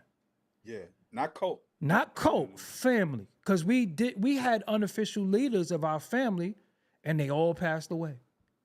Because Mel was the oldest, my brother was the oldest Of our grandchild. generation, yeah. Sherry was the oldest granddaughter, and your mother was the youngest sibling That took care of everybody. that took care of everybody. And SMD show his father was the oldest male. You understand what I'm saying? And they all gone. So now we here right now, and we got we the elders now, and we got a generation of youngins that looks at us. That called me, like Zuri called me today for Roblox. I'm about to say, my granddaughter watches the show. Facts. Yeah. You know what I'm saying? Yep. So it's a certain way we present ourselves. But this is not a front, though. Right. But it is, I mean, we still whip somebody's ass, but that's besides the point. But it's how do you show up in the world? Right. And when you show up a particular way, you don't have to go back to the old you. You don't have to show people you with that smoke. Because once you read, once you ponder thoughts, and expand your mind and your vocabulary, you learn how to articulate yourself to resolve problems. But back when we was ignorant and didn't know how to speak, our hands did all the talking. But that got us poked up, shot up, locked up. Stabbed up, word. Beat chased, up. Word. Yep. We never got jumped where we couldn't get away. Yeah. You know, we fought a couple of dudes. Think about this, before. Right? Yo, just think about this, right? And this is everybody's plight. And the reason why we did this show, because we still gotta get back to leadership. Yeah, that's where I'm going. That's where I'm going right now. Yeah. That's why we did this show. A lot of y'all are looking for leaders, but no man or woman could lead you but you. What you should be looking for is instruction to find your own leadership, because your customs, your culture, and your goals in your household might not be like ours. Remember when grandma got on some old take your hat off in the house? They're like, yo, you tripping. We ain't in school, because our grandmother worked in the school system for a long time. So you know in school you can't wear your hat. She started telling us to take our hat off in the house. But that was our custom. Just like we had a dog named Snoopy that the culture was only my father and my uncles could come in the house with him. They had to call him, though. They had to open the door. They had to call Snoopy, or Snoopy was biting everybody. Snoopy would bite the landlord, the mailman, Tad father. Everybody was getting bit. Everybody was getting bit. So the instruction is how you shape and mold, and that's how you carry on, and this is how you create tradition in your house. In this house, this is what we do. But a lot of times you look for leaders, and leaders start telling you what you should be doing in your house, and what you should be doing in your family, what you should be doing in your relationships, and it don't work for you. That's why we have these problems. Yeah, this is why we have these problems. You have some dudes that want to preach polygamy. Yo, I got a lot of earths. I got a lot of ribs. I got a lot of this.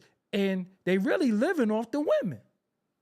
But we ain't even going to conquer that conversation. They really living off the women. We can put it on the table. They really living off the women. Because if you're going to take on a bunch of women, why take on a bunch of women that you can't even take care of and nurture? And nurturing them is more than sleeping with them and reading out of a book, or think you giving them information that at the end of the day, you need that money though.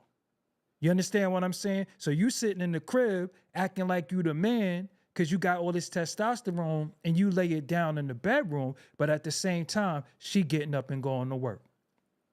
What did you do? While you still sleep? And nowhere in tradition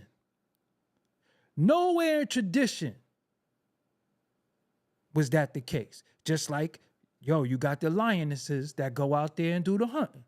They do the scouting. When they get thick, who come out there? When you see them dudes and them big ass manes come out, it's up. When them hyenas get stupid, who come out? Whoop ass. But you got dudes now who couch surfers, who sitting around acting like they got this authority and they living off of women. And there's more dudes living off of women than you know. A lot of dudes you look at live off of women. A lot of dudes live off of women. That's on YouTube. All on YouTube. On the corners preaching. Yeah, acting like, and they live off of women, and it's disrespectful because they wouldn't want nobody to do that to their mother. Yo, hold up, man. Dr. Umar living off women too. Yeah, without a doubt. Sisters. Yo, when we talk about leadership, man, yo, for real, it's certain qualities that people should have, and that's something. And I'm big on leadership, right? Because I've been a father. I was a teenage father. I had my first child at 17, so I've been a father a lot longer than I've been an adult. Right. You know, and one thing I always took fatherhood serious. Never abandoned my children. You know what I mean? Like, I've always been there, even when things seemed hard, because, you know, there are challenges, because you're dealing with a partner. You got your biggest investment with somebody who was once your partner that you only get along with. It's different than when you got a business with somebody. Y'all just dissolve the business, split the bread, and go your own way. But when you create a person and then y'all not getting along, that's a whole nother dynamic. But right. You got to stick to it. And you got to do what you know to be right, because this ain't no knock on the sisters, but sisters are always going to be emotional. That's their baby. Right. Sisters think with their heart. Men, we think with our brain. But we got to come to some these days, these dudes don't got no brain. They think with their meat these days. Right. We got to give our child the best of both worlds. Give them that emotion and the logic. You know what I'm saying? So we got to work what's in the child's best interest, and I've been fortunate enough to do that. But being a father, I have to still lead the family. I still have to give the mother guidance. I have to give the children guidance, and then still be an upstanding man out in the streets, out in the community, on the job, and wherever I'm at. Because like I said, I was in the streets. You can't be a rinky dink in the streets, because that's how you get knocked off. That's how you get your head popped, or you get your reputation sabotaged. Because in the streets, that's all you got is your reputation. If you got a bad reputation, you can't get nothing on consignment. As they used to say down south, when your name is bad, they'd be like, yo, your face dirty. Right. You'd be like, yo, let me hold something. Nah, your face dirty. So let me all right, before we close out, right? Because we're gonna close out soon. Where did the leadership go wrong and what now? I'ma start. I think the leadership went wrong when we started dealing with cameras. We started dealing with personality worship. We started dealing with regurgitated information, and somebody looks smart, because then you got your yadas. You understand what I'm saying? Somebody looks smart, and not saying they're not intelligent, but they're more of a good talker than they are a listener and a doer. Because if somebody say, hey man, you got a girl and you're not giving her 5,000, imagine the pressure that put on guys that don't have 5,000, that's striving to do that because they got a lot of responsibility. But being that he's a good orator and he attracted an audience, your woman is looking at you now like you less than the Derek Jacksons. You understand what I'm saying? That still got a new audience now. He got a new audience of women. So what is it? You understand what I'm saying? Then you have Umar, who didn't show and prove nothing. Word. Still asking for money to this day. You understand what I'm saying? After the jig is up. After the jig is up, still asking for money. After I fucking put foot in his ass mad times, plenty of nights, he's still asking for money. You get what I'm saying? So to me, when dudes started showing the lack of discipline, the lack of quality leadership based off of what they did, what they could show and prove, because I gave y'all the analogy before. If said dude say, hey, give me some money, I'm going to get jerseys for the kids, and everybody chipping and giving money for jerseys, if he don't come back out with them jerseys, he gonna whip his ass. That's just what it is. That's just, sorry if that be my solution for a lot of stuff, but that's always been a solution for a lot of things. That's the language everybody understands. Yeah, every species of anything understands ass whoopings and violence. Unfortunately, I don't care if it's ants fight each other, you'll see a damn Universal language. universal language is plucking somebody out. That's just the truth. You know what I'm saying? And I think when everybody got sensitive and didn't think people need to get plucked out, that's the problem. And then the cult worship is when people say, he's trying. Stop playing.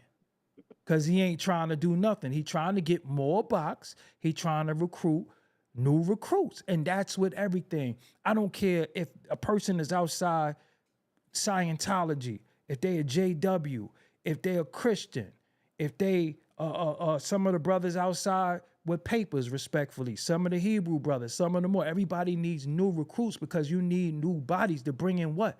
More money. And that's just the truth. And anybody saying anything else, you lying because you think capital is what's going to build your nation while your leaders of your nation is up. You got mega churches. So you just somebody out in the street but then you taught from your books, you got to go to the highways and byways. So why you don't got to do that? Because you're reading from the same book. You get what I'm saying? So that's what I think leadership went wrong. And I'm going to say the what now. What now is be the leader of yourself and your community. Your community is your family. Word. Your family. If you have family, you might just need to repair your family or your extended family or your new family. Y'all should be finding ways for everybody to be able to take care of each other where you're not leaning on each other and give a lot positions of the family. Just like, remember being in the house? Yo, I'm going to do the dishes. You wash them. I'm going to wash the dishes. You dry them. Remember my brother Mel? He ain't like to do the cups. Yo, I do the dishes. I just ain't cleaning the cups. Doing no cups. Or remember, I wash the dishes. You do the pots. Word. I sweep, you mop. Word. You understand what I'm saying? I cook, you clean. This is what we need to do again. And that's what leadership is, because leadership is not one person. It's all of us saying what we could do in conjunction with one another. You understand what I'm saying? Sometimes I might have to take the role of a leader when it comes to maybe the idea sometimes. But then once I give the idea to you and instill the idea in you, now it's our idea. It ain't just my idea. So even back then when we gonna do music, I had an idea to do something. Now it's all of our ideas, just not my idea. That's why we always come and say, yo, I got an idea. Everybody come, yo, I got an idea. That don't mean you the leader. That don't mean you the leader. That don't mean you the leader. But you the leader of that idea until I adapt your idea. That's how life is created, period. That's how organizations is created. Yo, I got an idea. We could do this. When you was doing party, yo, I got an idea. You wasn't the leader of party. You had a body. You had other people. Sometimes they took the leadership role of organizing and doing certain things. And that's our problem now. We keep saying, yo, the leader, the leader, the leader, the leader, the leader. But the leader is not infallible. And when the leader goes wrong, there goes the organization. Because you could have a leader and you could have poor leadership. But Tag, go ahead. Where did it go? Where did the leadership go wrong? And what now? All right. I want to start. I definitely want to shout out two people that I respect their leadership in the organizations I was in. That's the Irritated Genie and the Straight Black Pride movement. Definitely respect his leadership. And Brother Vernon Wells of the African Village Research and Culture Center of New York. When I joined the African Village, I was put in leadership early. And the reason why Minister Vern told me, he said, because, yo, when you first came, when you walked through the door, he said, one of the first things you ask is, what can I do to help? He said, and I asked you, said, yo, could you stay late and help put up the chairs? You said, no problem. Said, then I asked you, yo, can you come early and set up the chairs? You said, no problem. He said, everything I asked you to do, you did. He said, there's people who've been coming here for years. All they do is eat the food, say a couple of ashes, and then run home. They don't help clean up, straighten up. They don't help set up. They just come to take part in the festivities, but don't do the behind the scenes work. And as a leader, that's what you have to do. Mm-hmm. See, being a leader, you have to have a vision. And that's what the Irritated Genie had. You had a vision. So when you leading people, to lead means you taking somebody to a destination. But what is the destination we going to? So you have to have a vision and you have to have goals. So once the group is clear on what the goals are, we all know what we're working towards, and it's not just whatever he says. With Dr. Umar, him as the leader of that quote unquote movement, he's the only leader, and he doesn't have a clear direction. He has an idea to open a school, but he doesn't have goals on how to get it accomplished Right. properly. Right. That's why they're losing. He has no real vision, and he doesn't have a counsel around him. That's one thing Jeannie did. Jeannie had a counsel around him. So, of course, what people don't know is all of us used to get in these back and forth disagreements because we didn't agree with everything he said. Mm-hmm. We weren't yes men. We weren't a cult. Mm-hmm. And I respected him for having the you know, just the intelligence to place people around him that wasn't gonna always agree with him. You know what I mean? To challenge his thinking. And that's real leadership. So you have to have a goal. And then you have to prioritize. You have to have a priority, but only way you can prioritize if you have goals. Right. So this is where leadership went wrong because the cameras came on, and it's really the people. It's not the leader, it's the people. Right. Right. Right. You have the power. It's called people power. Even when you read the Constitution, starts we the people. There Right. can't be no leader if there's no followers. So we're encouraging you to be intelligent. What do we say? We encourage you to find your own voice and for you to inspire others to find theirs. Right. That's where we went wrong. But where do we go now? Now that you on this platform, how many people here? 200 people? Yeah. Each of us talk to 2 to 5 people. Let's say 5 people. Daily. That's 1,000 people. Right. Daily. Share Sharing it. that idea. Hit the like button. Hit the share. That's why I say to do that, because Hit when the you like. do those things, it boosts in the algorithm, and somebody might say, let me see what they talking about. Even if they stay for 13 minutes, they done got something in 13 minutes. They might come back, but in that first 13, they got something, because everybody don't have the time and to sit here for an hour like y'all do, and I appreciate y'all for doing that. I also wanted to add too, see, I might have more success, might have had more money, might have had more FaceTime and camera time than everybody in my family. But I still call you and say, yo, you think I should such and such? I don't have to listen to nobody. Right. I'm my own leader, but I seek counsel. You know You're why? not gonna tell you nothing wrong. Yeah, because he's not going to tell me nothing wrong, and I don't take advice from people who don't love me. Even when people tell you they love you, that don't mean they love you.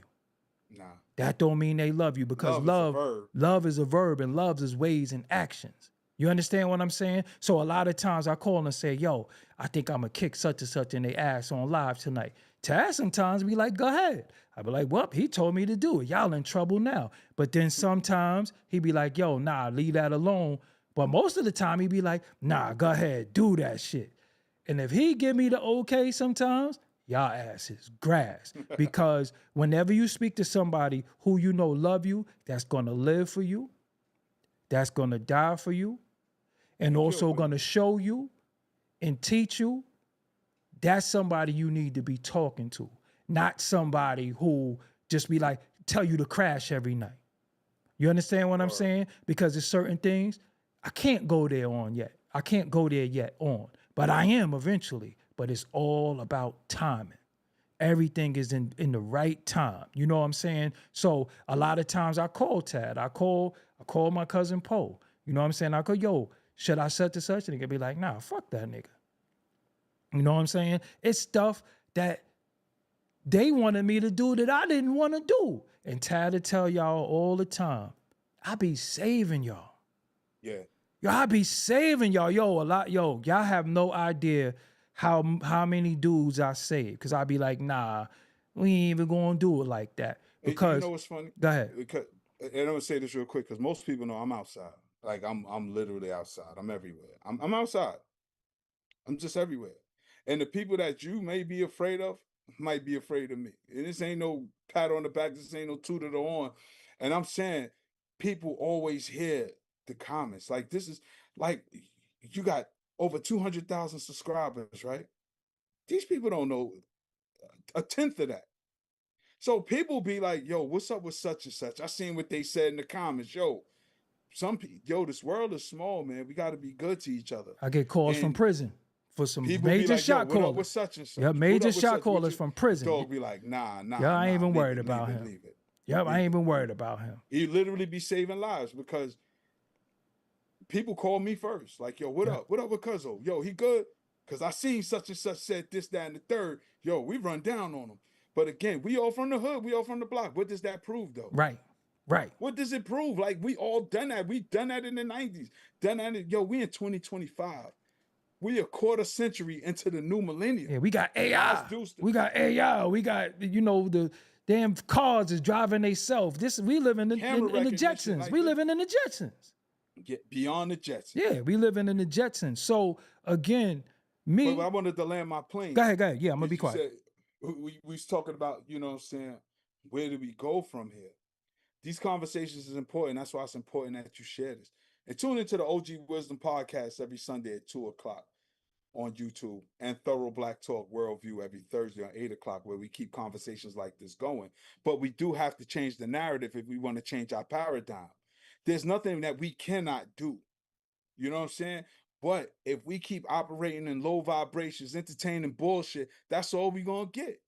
So if we want to change the dynamics of the leadership, we as the people got to tell the people, the leaders, or whoever want to be the leaders, exactly what it is we want and need. Because if the leaders aren't feeding our needs, then what are we even following, and who are we following? This can't be about fanfare. That's that high school shit.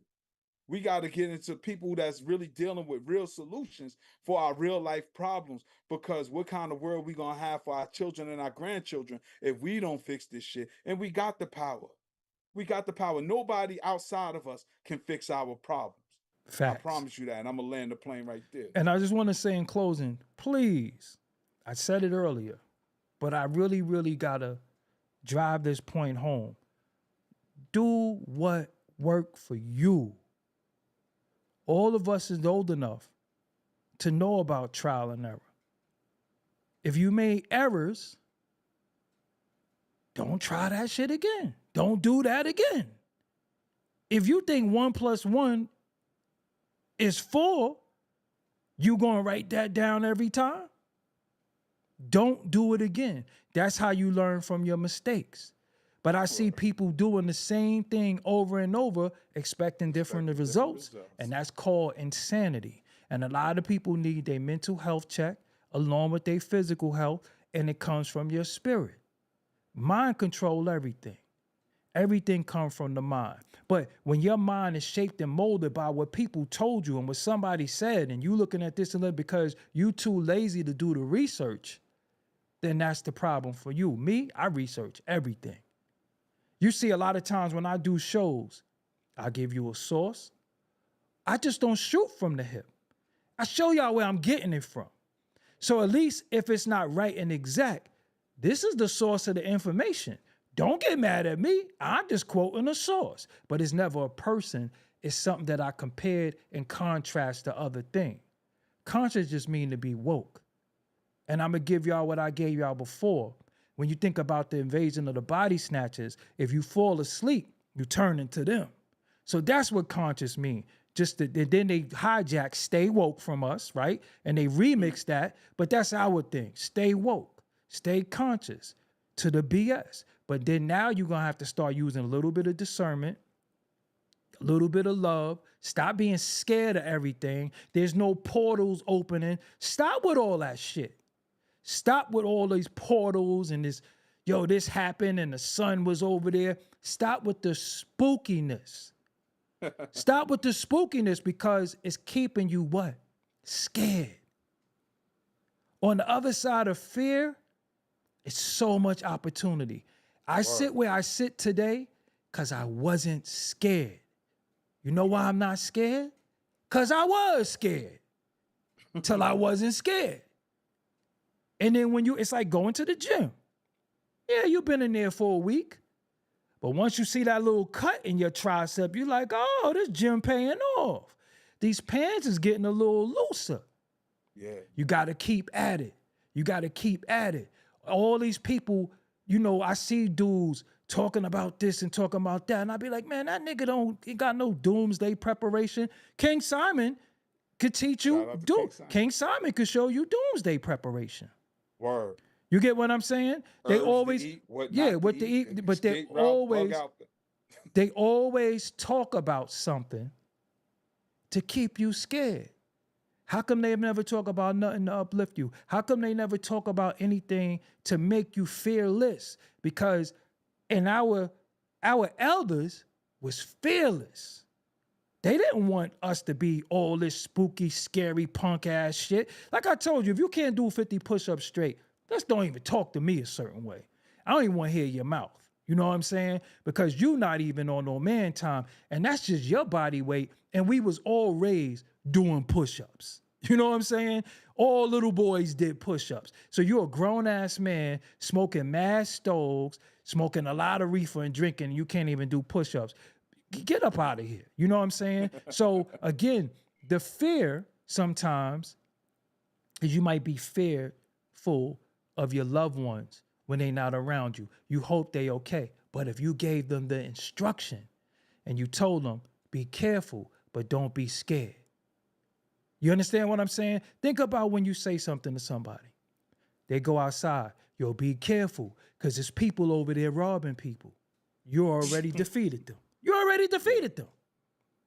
Because now they're going to walk around cautious and scared. And sometimes you scared, you make irrational decisions out of fear. Sometimes you could be offensive and do something you didn't have to do. Or sometimes you could be defensive and you didn't have to be. You understand what I'm saying? What do they say about dogs? You scared of a dog, he gonna try to punk you. Show the dog you ain't scared. Fuck out of here. Yo, How I many? sent you a video the other day. Did you see it? No, I gotta Where look at it. dude duffed out a dude's dog. Word, like, yo, Dude was fuck. in his face. He poked Duke out and pounded the dog out. Yo, that was funny. That's what I'm saying, yo. He really uppercutted the dog. I think I seen that before too. He was by Like, cars, bing, but bing, by some bing. cars, right? Yes. Yeah, I saw that Yeah, before. he Yeah. He rocked the dog for fucked the nothing. The dog. dog ain't even do nothing. Yeah, the dog got Ooh. plucked out. Yeah. You understand what I'm saying? I'm not here to build scared people. That's why I tell you stuff that's reality based. When I did the thing with Ali Vegas, when I did the thing with King Just, when I did certain things, that was reality. That wasn't something that was spooky and mystery. And I think this ain't no Loch Ness monster shit. This ain't no Bigfoot shit. We talking about real stuff that's really going on. But the main thing is you, self-control of you. When you go out and you in Target or you in different places, decisions is what's gonna save your life. I want to add to something you just One said. more thing before I go. Every poor decision I ever made in my life, I was drunk. But go ahead. No, you was talking about, the fear that people have. People giving them fear. And that's one thing I realized in the movement too. People are literally taking on other people's emotions. If the quote unquote leader is mad, now you're mad. And you no longer control yourself. And all we want you to do, we just here to inspire and empower you. That's it. We don't like being around weaklings. We don't like cowards and punks. My brother King Simon, I tell you, that's my dude. People don't know. We was in Ohio. We got pulled over by the folks, boy. We went into military mode. We was ready. If that was gonna be our last day, that was it. We was on that type of time.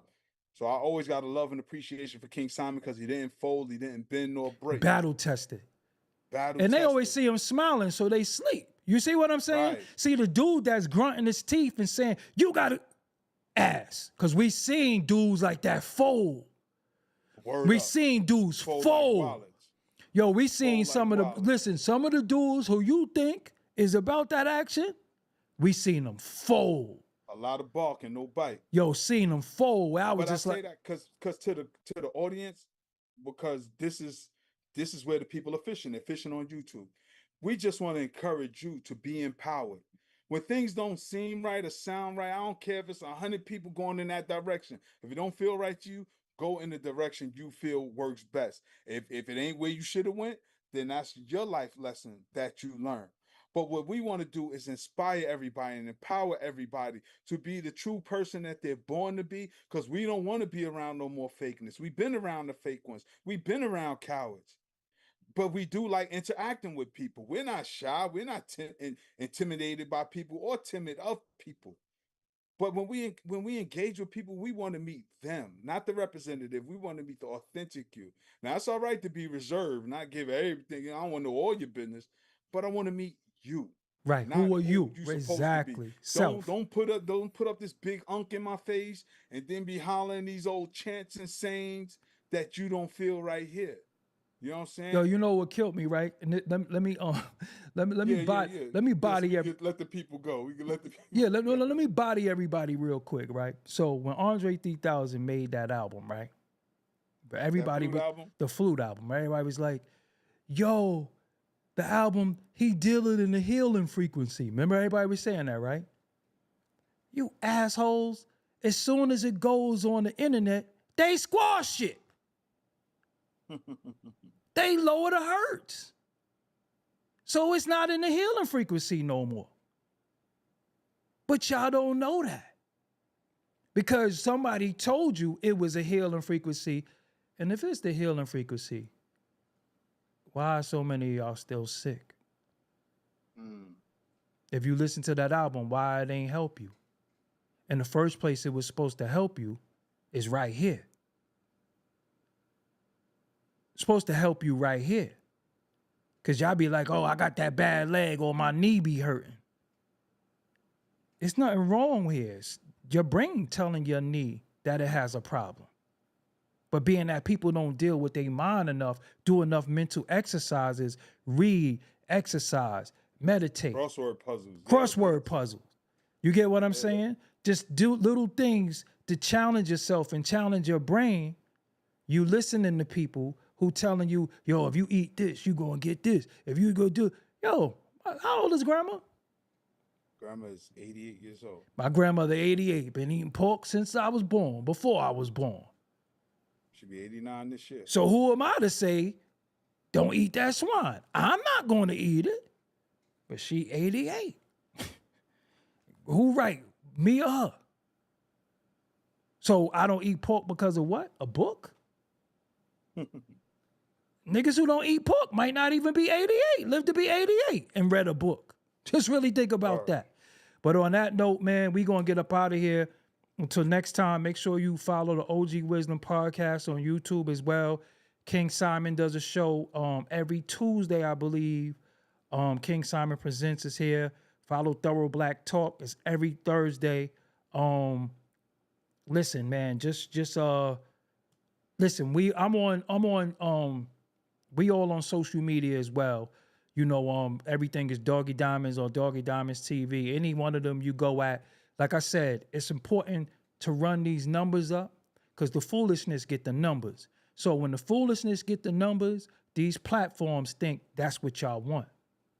Remember that. If the foolishness get the numbers, the foolishness is going to get promoted. You get what I'm saying? So the deal is to help run these numbers up. And if you feel like anything that you heard tonight was beneficial to you, you could just go say, yo, listen to this part at 3601 and give that to somebody. Wow. You understand what I'm saying? You ain't even got to go through the whole breakdown, the whole spill. It might have just been one thing that resonated with y'all tonight. And if that's the case, we did our job. Tad, you can close us out. Yeah. So family, hopefully you were inspired by something you heard here tonight. Now it's your turn to go out and inspire others. Y'all stay up, stay blessed, stay true. And remember, no matter how hard things may seem right now, there's always better days ahead. Peace. Later on.